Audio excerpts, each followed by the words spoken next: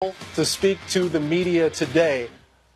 NFL Network's Randy Moss has been there. Randy Moss is there now.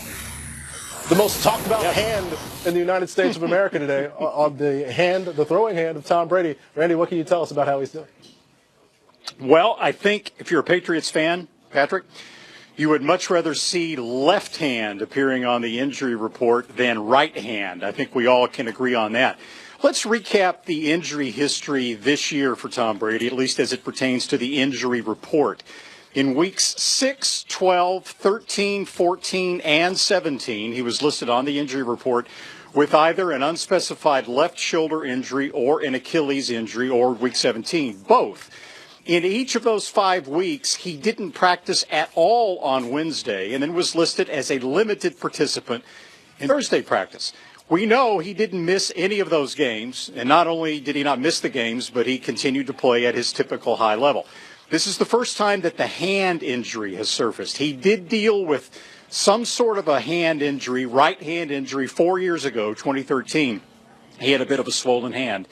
But he did at least, if you're looking for a glimmer of encouragement, Patriots fans, he didn't miss today's practice. He was listed as a limited participant. You saw the video. He was kind of yucking it up a little bit with defensive coordinator Matt Patricia. Certainly didn't seem alarmed about anything at that point. Now, I know we're trying to read tea leaves here. He is scheduled to speak to the media tomorrow. Then again, he was scheduled to speak to the media today. So maybe we can clarify a little bit tomorrow about what's going on with that now mysterious right hand injury. Yeah, extra mysterious, because now that I've seen the video for the 5th or 6th time, I'm not sure, Randy, if we ever actually saw his right hand come out of the warmer there. The truth is out there with regards to Brady's hand. Moving over to the matchup of this game, Randy, obviously the results for Todd Haley weren't so good after the Steelers game against the Jags, as he's no longer with the team. But could the Pats learn anything from what his Steelers offense did against this Jags defense? Well, they did put up 42 points on the Jags. Maybe the Patriots can trade for Antonio Brown in the next few days. That would be a huge boost, because Antonio Brown put up the 2 biggest games of any receiver against the Jags this year. But one thing that I found that was very interesting in the way Todd Haley attacked the Jags defense, with all the weapons that Ben Roethlisberger has to throw to, right? Antonio Brown, Juju Smith-Schuster, Martavis Bryant, Eli Rogers, Le'Veon Bell coming out of the backfield, the number 1 targeted receiver by far was tight end Vance McDonald. 16 targets to McDonald, more than any tight end was targeted in any game all season for any team.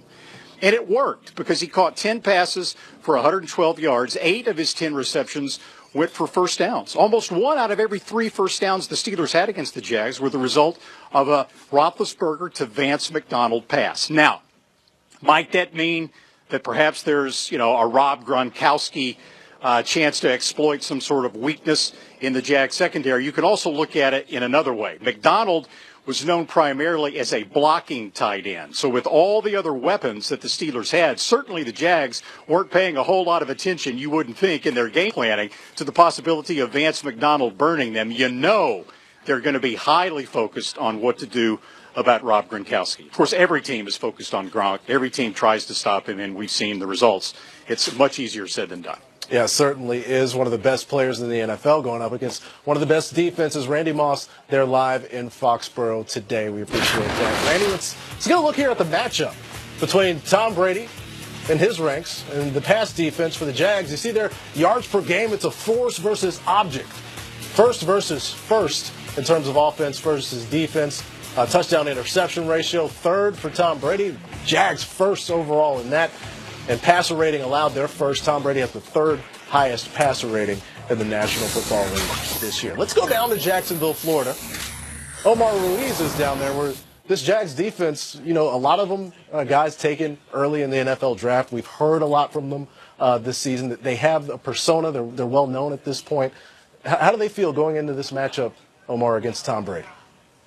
Well, we've been hearing all week long about that pressure up the middle that the Jaguars are going to have to get to disrupt Tom Brady. I asked A.J. Bouye what that means for the secondary and their role in limiting Tom Brady. And he said it's all about, for them, buying time to allow the defensive front to get that pressure on Brady. And when Tom Brady takes his shots deep, like he so often does, third most in the league this year, that they have to stay in position to stay on top of the receiver and to be able to see the ball in the air. It's why they've been so effective. They're third in the league, the Jags secondary is, in defending the deep ball this season. They know he's going to take his shots deep. One other note, defensively, Patrick Telvin Smith was scheduled also to meet with the media today. That was rescheduled for tomorrow, although that news conference didn't get quite the alarm as Tom Brady's did.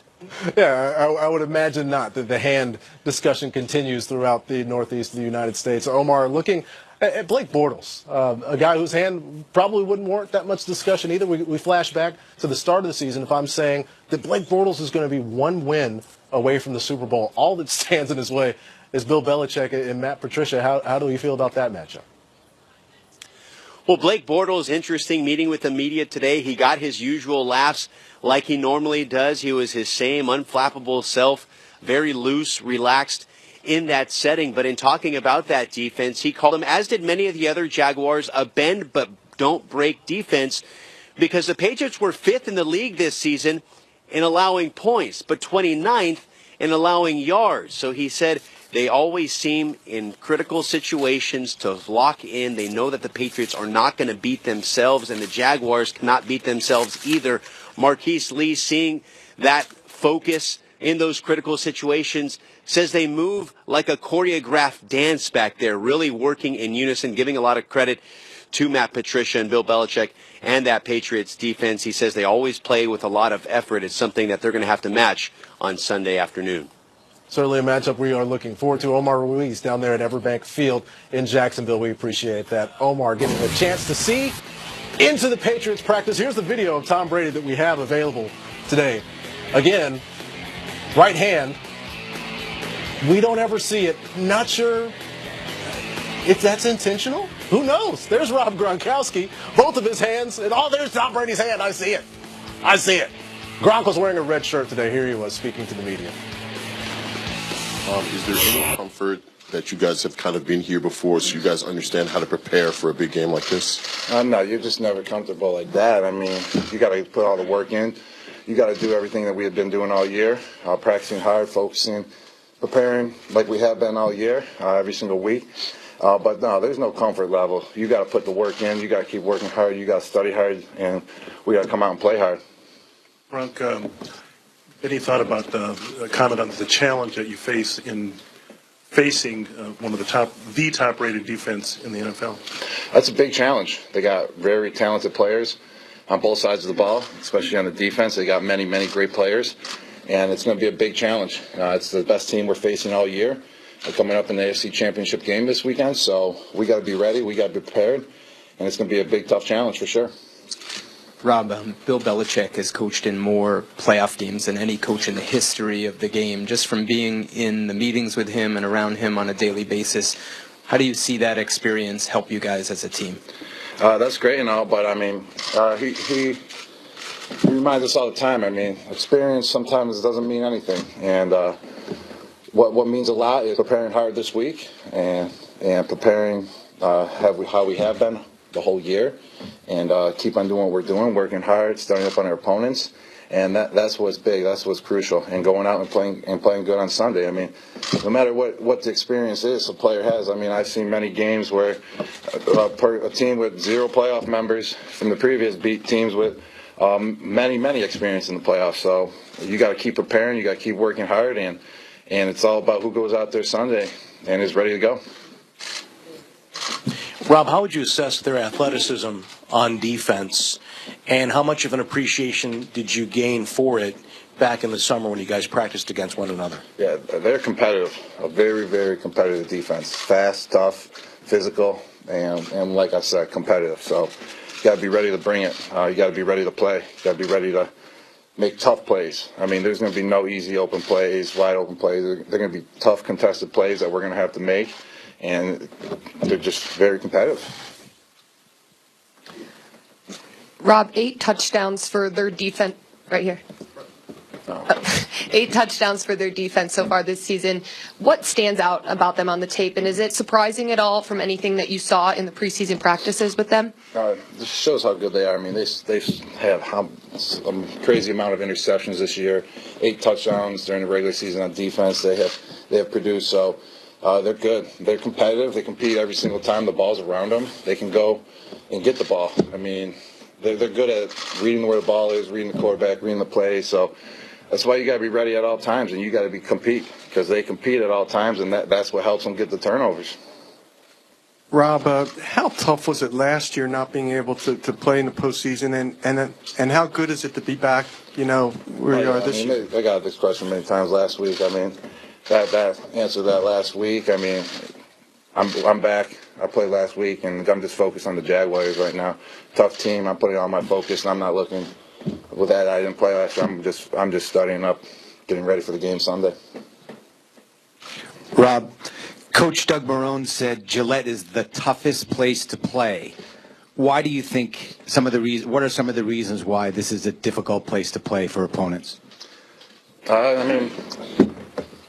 For many reasons. I mean, our fans are always coming out. I mean, not bringing it back. I mean, I remember last year I was watching the stands, and they were going bazooka. They were super loud, super proud. So, but it doesn't matter where you are. If you're playing home, if you're playing away, it's the better team that comes out. It's the team that's more prepared. It's the team that plays harder on Sunday that's going to win the game. It doesn't matter if we're home, if we're away. So it's whoever comes out and plays harder on Sunday. So that's what we got to do.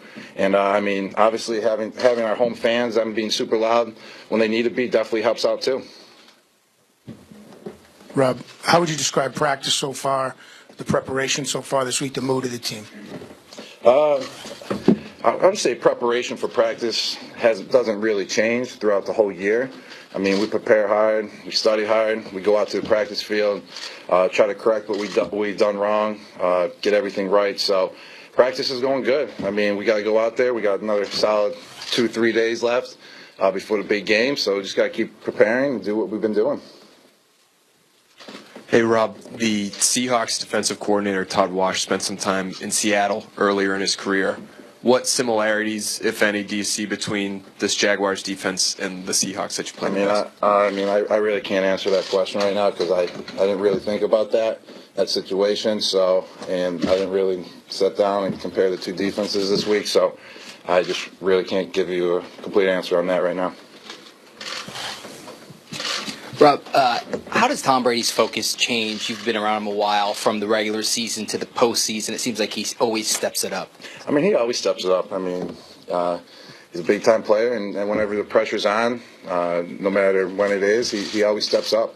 But, I mean, I've answered this many times, and to just my friends, to you guys, to whoever, and it's kind of hard to say how his preparation changes because he's always preparing the same every single week, regular season, training camp, during the playoffs, and he's always preparing to the max to be the best player he can be that game. So you really don't see a difference in his preparation, but I mean his focus, he's always ready to go.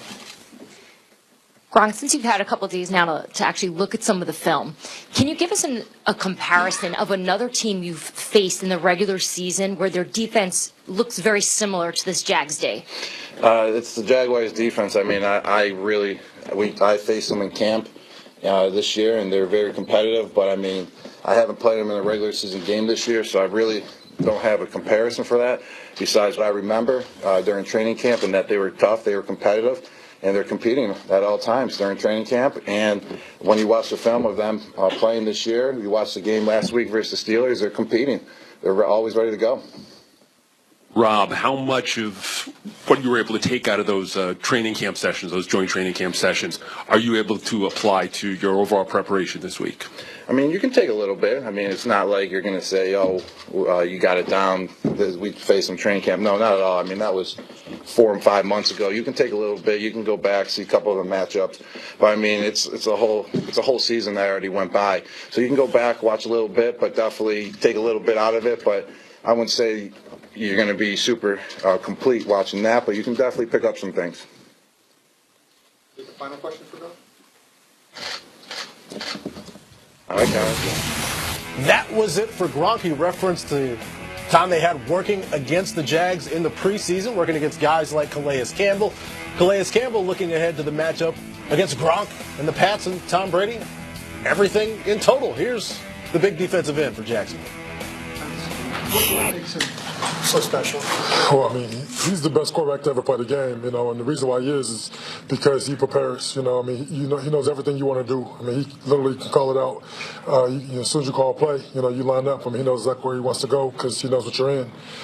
So good teams, in the past, I've only beat him one time. I only played against him once, but against Patriots a couple times. But to do that, you have to, just disguise your defense and put pressure. You got to put pressure on them up front. That was my follow-up. You guys do some disguising stuff, but for an older guy like that, does it still kind of work sometimes? It's tough, I mean, you have to try to mix it up, but honestly, he's seen it all. He's played against this defense, a few times, so he's familiar with it. And so it's gonna be hard, but at the end of the day, we got to just keep trying to mix it up. And the biggest thing, for us to be successful is we have to harass him, just make him uncomfortable. He's, obviously he's the best player to ever play this game for a reason. But at the end of the day, we have a lot of guys who can make plays, and we have to just take advantage of opportunities. There have to be pressure up front, in his face, to be successful. Is that better than the? You know what I mean? Yeah, we take it any way we get it, but he has, incredible pocket presence, the way he moves in the pocket, he doesn't let you just, come off the edge and sack him. You have to be able to move off the spot, and I mean, he's incredible with the way his footwork is and keeping his eyes downfield, I don't even, he feels it, he doesn't really see it, and, when I study guys, it's like, okay, he's the best. Why does it seem like nobody could cover their running backs coming out of the backfield? They screen people to death. Yeah, I mean, their running backs are all very tough tackles. I mean, they're the punt returner type, running backs. So they're tough tackles. And they have a lot of speed. Those guys are faster than most running backs. In my opinion. I mean, Deion Lewis is, has got a lot of burst. I mean, you see him on kickoff return, taking things to the house. I mean, he's just an explosive guy. They have, a committee of them. All of them are very gifted. And then, Tom Brady gets the ball to him, quick. I mean, he gets to him right now so that, before the coverage can come up. Usually you want to play deep and short, and let the, running backs catch it and just come up and tackle him. But with Tom Brady, he gets to him so quick that, the running back has a couple yards to make you miss. Some of the guys were talking in the locker room about the us against the world kind of mentality. You guys have been very tight, kind of, hey, we're the ones that take care of it. Is it heightened this week with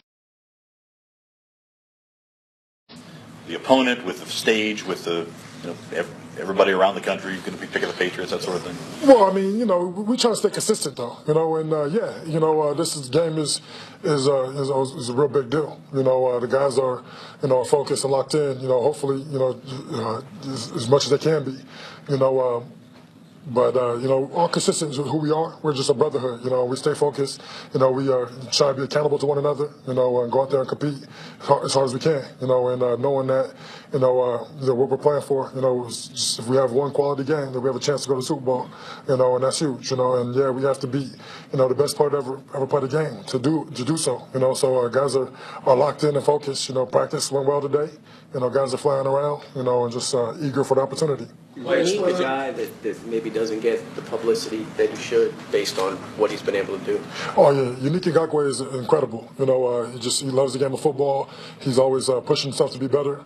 And he's very, very gifted. And so I see him out there. I mean, he's special. And I tell him all the time, like, don't worry about all that. He'll come.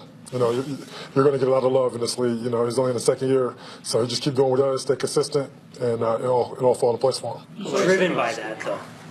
Yeah, and I tell them all the time that when you start getting it like you're going to get very soon, just make sure you stay focused because that is a motivating factor, and it should be. Everybody wants to, get your accolade and get your respect for how hard you work, But at the end of the day, I mean, I know, his biggest motivation is providing for his family and his mother and really just trying to be the best. He wants to, hopefully have a gold jacket one day.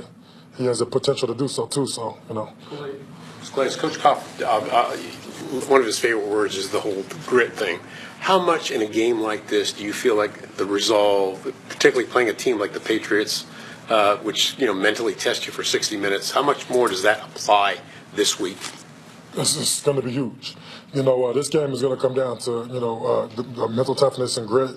When the game's on the line, who could be most disciplined and most focused. I mean, I imagine the ball game, coming down to the last drive, and just who's going to grit it out. Who's going to be more tough, in the final moments. And that's championship football. When you're playing for a game like this, everybody's going to prepare and be ready, and it's going to be some, a lot of guys making play. That's what happens when you're playing for a championship. The stakes get high. Even a hand injury can become big news. We'll talk about Tom Brady's hand coming up next as we continue here on Championship Wednesday.